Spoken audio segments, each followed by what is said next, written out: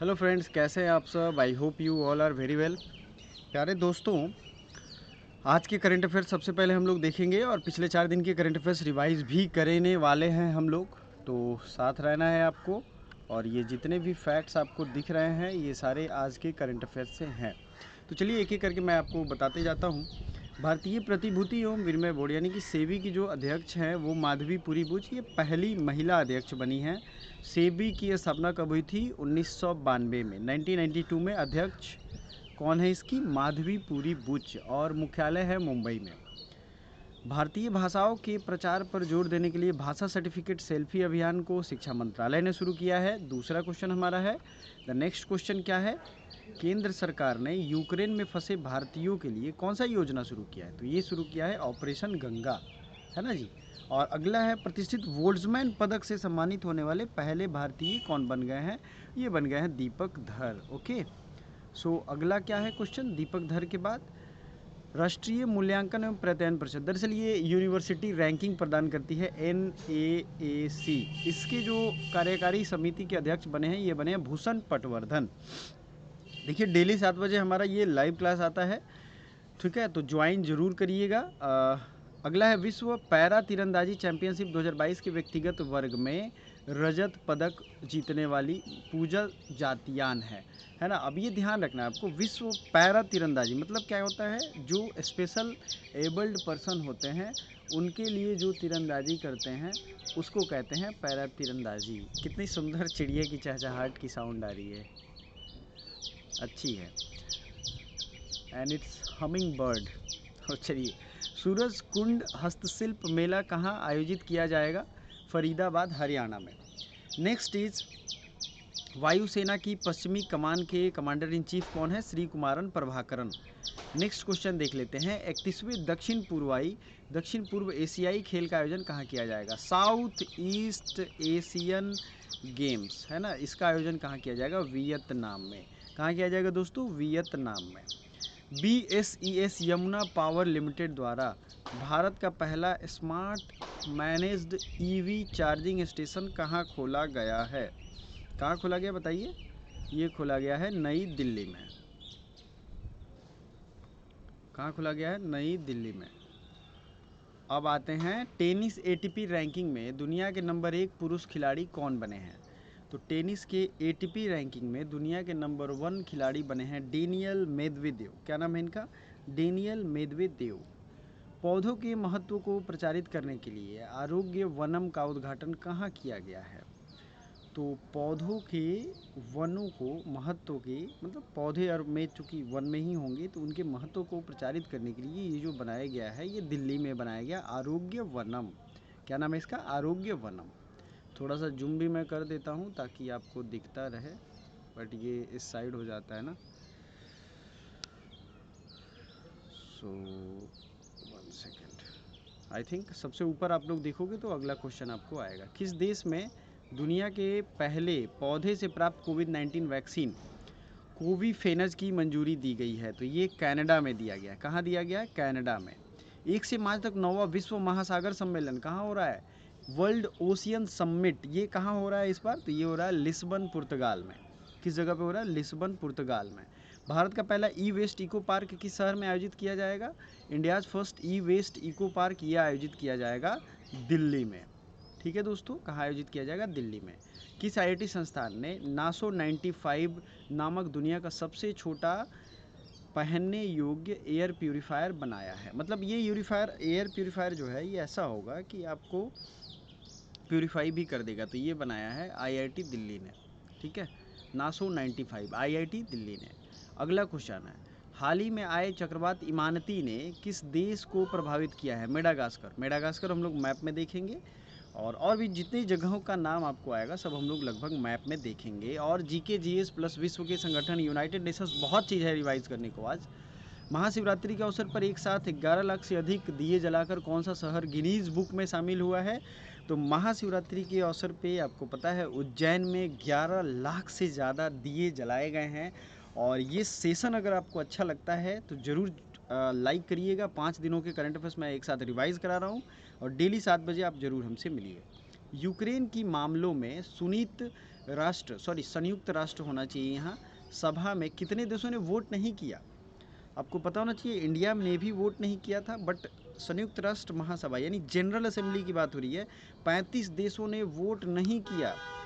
और quad virtual meeting president, quad meeting क्या है? क्वाड QUAD, ये इस बार इसके प्रेसिडेंट थे नरेंद्र मोदी और ये यूक्रेन मामले पे ही आयोजित की गई थी। क्वाड में कौन कौन है? US है और जापान है, और कौन है जी? ऑस्ट्रेलिया है और इंडिया है। इस बार इसका लीडर कौन था? प्रेसिडेंट कौन था? इंडिया था। NIC द्वारा आयोजित एक को निकली 2022 का उद्घाटन किया था अश्विनी वैष्णव ने, याद रखिएगा, अश्विनी वैष्णव ने इसका उद्घाटन किया। नेक्स्ट क्वेश्चन देख लेते हैं। लॉन्ग मार्च 8 रॉकेट, लॉन्ग मार्च 8 रॉकेट जो है उसको टेस्ट किया है चाइना ने, ठीक है। ये वन लाइनर है, आपको घबराना नहीं है, वन लाइनर है। लॉन्ग मार्च 8 को किसने टेस्ट किया है? चाइना ने। नेक्स्ट क्या है हमारे पास?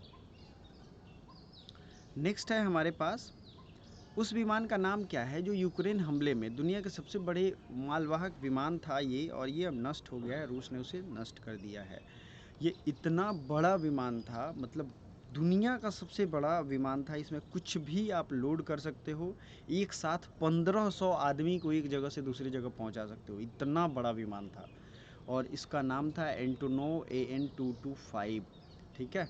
एंटोनोव AN-225 को रूस ने ध्वस्त कर दिया है। चलिए दोस्तों, अब हम लोग देख लेंगे विश्व के प्रमुख संगठन और उनका मुख्यालय। ये रिवीजन के लिए पहली चीज़ हमने आज रखी है। रेड क्रॉस का मुख्यालय कहाँ है? जिनेवा। जो आपको याद है कमेंट बॉक्स में कमेंट करते जाइए, ठीक है। रेड क्रॉस का जिनेवा। इंटरपोल का कहाँ है? पेरिस में। आपके एग्जाम के लिए बहुत ही ज़्यादा इंपॉर्टेंट है। फिर अगला क्या है? एशियाई विकास बैंक, इसका मुख्यालय कहाँ है? तो ये है ADB का मनीला में। नेक्स्ट है वर्ल्ड वाइल्ड लाइफ फंड, विश्व वन्य जीव संरक्षण कोष, ये ग्लैंड स्विट्जरलैंड में इसका मुख्यालय है। कहाँ पे है? ग्लैंड स्विट्जरलैंड में। नाटो का हेडक्वार्टर कहाँ है? ब्रुसेल्स में, ठीक है प्यारे दोस्तों, कहाँ है? ब्रुसेल्स में। अगला है अंतर्राष्ट्रीय न्यायालय, इसका हेडक्वार्टर कहाँ है? द हेग में। इंटरनेशनल कोर्ट, इसका हेड कहाँ है बताइए? हेडक्वार्टर ये है द हेग में, ठीक है प्यारे दोस्तों। अगला देख लेते हैं यूनिसेफ। यूनिसेफ बच्चों के लिए काम करती है, आपको पता ही है। यूनिसेफ का हेडक्वार्टर है न्यूयॉर्क में। सार्क का हेडक्वार्टर, जिसका भारत भी मेंबर है, और ये है काठमांडू में, और कई सालों से मीटिंग भी इसकी डिस्टर्ब चल रही है, आपको पता ही है। संयुक्त राष्ट्र पर्यावरण कार्यक्रम यानी कि यूनाइटेड नेशंस एनवायरनमेंट प्रोग्राम, इसका हेडक्वार्टर कहाँ है? नैरोबी में, ठीक है। GATT, ये क्या था? GATT कुछ को याद है क्या? GATT general agreement on trade and tariff, ये इसका हेडक्वार्टर जिनेवा था, और यही बाद में 1995 में वर्ल्ड ट्रेड ऑर्गेनाइजेशन बना, है ना, वो WTO, तो इसे WTO बनाया गया 1995 में। विश्व व्यापार संगठन का भी हेडक्वार्टर अगला आपको दिख रहा है जिनेवा में, तो यही कुछ नहीं है, पहले ये था, बाद में ये बना। अमेरिकी राज्यों का संगठन, organization of American state, Washington DC, जाहिर सी बात है। अरब लीग, अरब लीग है, इसका हेडक्वार्टर कहाँ है? अरब लीग का इसका हेडक्वार्टर है काहिरा में।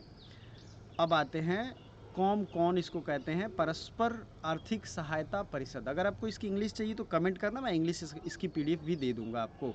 वर्ल्ड काउंसिल ऑफ चर्चेज, ये हेडक्वार्टर कहाँ है? जिनेवा में।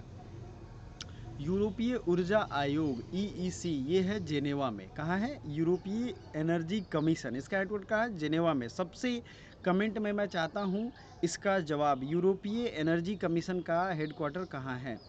अफ्रीकी आर्थिक आयोग, इसका क्या है? अदीस अबाबा में। देखो कमेंट करोगे तो एक तो आपका रिवाइज हो जाएगा, और कमेंट में ऐसा क्वेश्चन देता हूँ जिसको सर्च करो, आप दिमाग पे जोर डालो तो आपको वो इजीली याद हो जाएगा, ठीक है।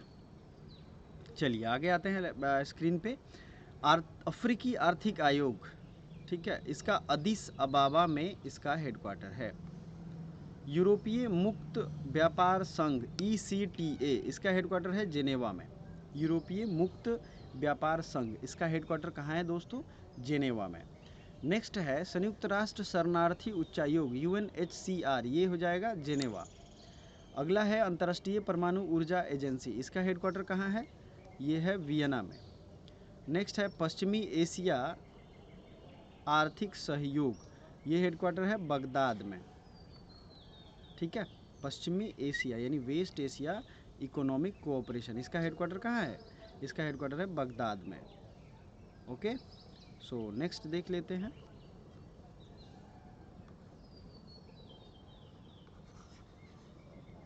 Oh sorry, okay. अगला है संयुक्त राष्ट्र व्यापार एवं विकास निगम, अंकटाड इसे कहते हैं, शॉर्ट फॉर्म में याद रखना, United Nations conference on trade and development. ठीक है, तो ये जो है सम्मेलन है तो कॉन्फ्रेंस ही होगा। अंकटाड याद रखना है, जेनेवा में। देखो इम्पॉर्टेंट जो भी हैं वो स्विट्ज़रलैंड में है या बेल्जियम की राजधानी में, बहुत बड़े बड़े संस्था का यहाँ पे है। लेकिन यहाँ आपको याद रखना है कि Geneva is a place where multiple organisation headquarter is established. समझे? सो लाइक सबका चाहिए इस पे। अंतर्राष्ट्रीय ओलंपिक कमेटी ये लुसाने में है। एमनेस्टी इंटरनेशनल सबसे फेमस, बहुत बार पूछा जाता है, ये लंदन में है।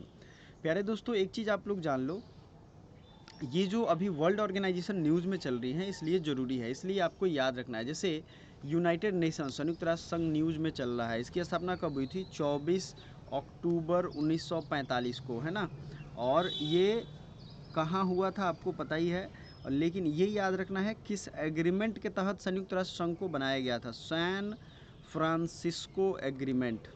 मैं एक जो दरअसल मैं घर आ गया हूँ तो इसकी वजह से मैंने वीडियो नहीं ला पाया। आज प्रोबेबली या तो 3 बजे मैं लाइव आऊँगा, उसमें पढ़ाऊँगा जितने भी इंटरनेशनल ऑर्गेनाइजेशन हैं, ठीक है, उन सबको मैं एक साथ आपको बताऊँगा। ओह सॉरी, यूरोपीय कॉमन मार्केट, यूरोपीय कॉमन मार्केट आप लोग देख रहे हो, ये कहाँ है? जिनेवा में। चलिए नेक्स्ट देख लेते हैं। अगला हमारा क्वेश्चन क्या है? राष्ट्रमंडल राष्ट्राध्यक्षों सम्मेलन स्ट्रासबर्ग में है, चोगम इसे कहते हैं, चोगम। राष्ट्रमंडलीय राष्ट्राध्यक्ष है ना, head of the Commonwealth Nations का ये अध्यक्ष होता है स्ट्रासबर्ग में। पेट्रोलियम उत्पादक देशों का संगठन ओपेक वियना में होता है। ठीक है दोस्तों, ओपेक वियना। नेक्स्ट है आर्थिक सहयोग और विकास परिषद, OECD, Paris, organization of economics and development, ये कहाँ है? पेरिस में। OECD बहुत इंपॉर्टेंट ऑर्गेनाइजेशन है, सभी देशों पे जो प्रतिबंध लगते हैं वो यहीं से लगते हैं। यूरोपीय परमाणु ऊर्जा समुदाय यूराट्रॉन, ये ब्रुसेल्स में है। राष्ट्रमंडल का आपको पता ही है लंदन में है, लेकिन देखिए हेड ऑफ कॉमनवेल्थ नेशंस का दूसरी जगह है ना, स्ट्रासबर्ग में आपने देखा था, लेकिन राष्ट्रमंडल कॉमनवेल्थ का लंदन में है। तो आई थिंक 30 आज के लिए रिवीजन के लिए काफ़ी है। तो हमने देख लिया है काफ़ी चीज़ें, अब हम लोग मैप देखेंगे और आपको दिखाना है मुझे आज मेडागास्कर, है ना। सो मैं आपको दिखाऊंगा मेडागास्कर कहाँ है। लो ये रहा मेडागास्कर, जूम हो जाएगा भी, आपको अच्छे से दिखेगा।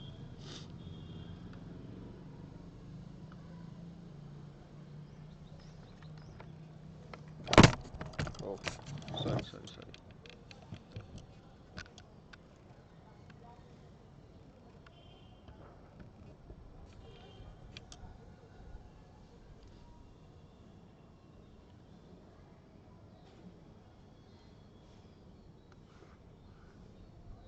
आपको ये वर्ल्ड मैप दिख रहा होगा, ठीक है।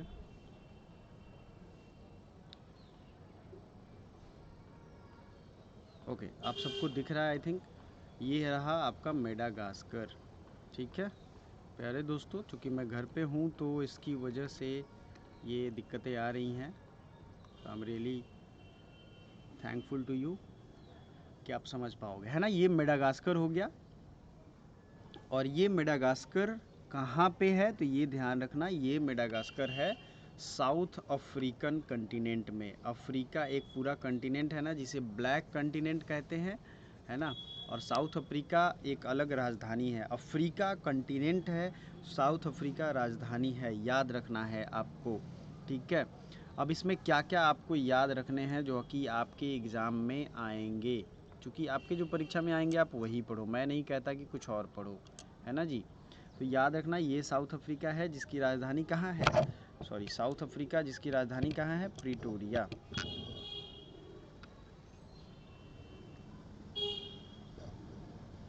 ठीक है, साउथ अफ्रीका की राजधानी कहाँ है? प्रिटोरिया। एंड इसकी और भी राजधानी है ब्लूमफेंटेन। ठीक है, साउथ अफ्रीका की 3 राजधानियाँ हैं, याद रखिएगा आप लोग।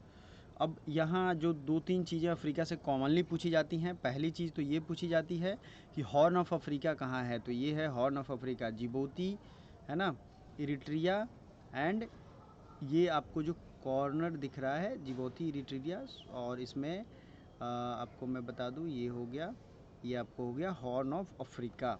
ठीक है, चलो आपसे मैं कमेंट में पूछता हूँ, हॉर्न ऑफ अफ्रीका में कितने देश पाए जाते हैं, कितने, संख्या बताना है। ठीक है जी, ओके। लेट्स से ये आप हमारा ज्योग्राफी का प्लेलिस्ट देखोगे, उसमें मैंने पढ़ाया हुआ है कितने अफ्रीका के इम्पोर्टेंट जो चीज़ें हैं वो। ठीक है, अफ्रीकन कंटिनेंट और एशिया कंटिनेंट के बीच में ये जो आपको सागर दिख रहा है, ये कौन सा है, ये रेड सी है, और ये शैवाल की वजह से, अलगी की वजह से रेड पाया जाता है। ठीक है, ये अमन हो गया, यमन जिसे कहते हैं, वेस्टर्न कंट्री से अमन कहते हैं, यमन हो गया, ये ओमान हो गया। ठीक है, ये कतर हो गया। छोटे छोटे देश हैं जो अगर आपको मैं जूम करके दिखाऊं तो आपको ये समझ में आएगा। ठीक है डियर, आइए देखते हैं इसे। ये है आपका प्यारा भारत और ये है वेस्टर्न या मिडिल ईस्ट।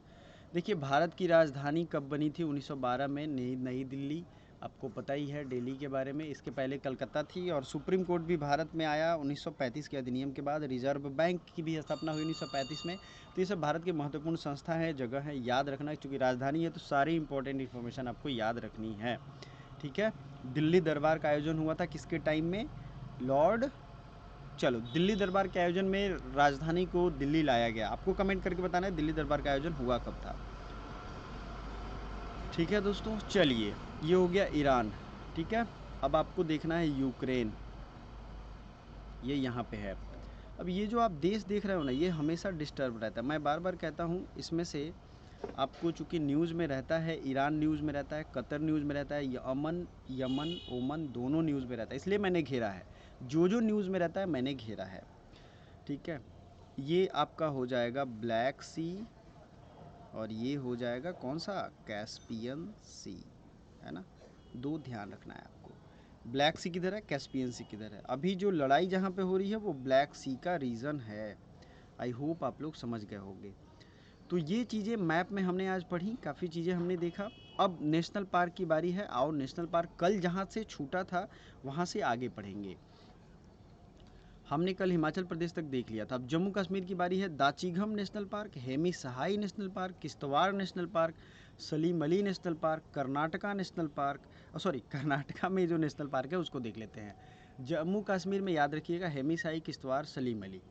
कर्नाटका में कुद्रेमुख, बनरघट्टा, नागरहोल और अंसी, ये नेशनल पार्क इतने कहाँ हैं, कर्नाटका में है। कर्नाटका पूछा गया है कई बार।